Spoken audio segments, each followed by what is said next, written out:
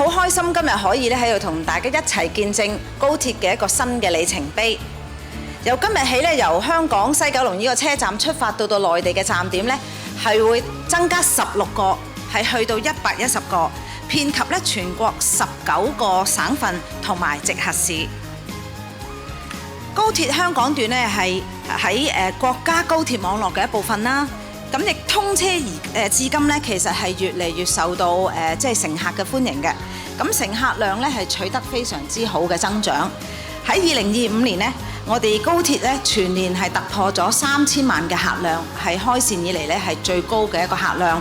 同埋咧，亦都累計咧係有1億嘅乘客咧已經坐過高鐵嘅服務。今次16個站點咧，正如司儀講啦，係去到南京啊、無錫、合肥等，亦都咧去到一個好熱點，香港人好中意去嘅係新加嘅一個車站咧，就係潮汕南。亦都好多新增點咧係個人遊嘅一啲城市。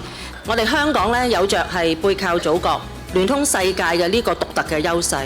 隨住我哋由西九龍站能夠接駁到去我哋內地龐大嘅高鐵網絡，帶領我哋嘅香港市民同埋遊客可以去到內地走遍大江南北。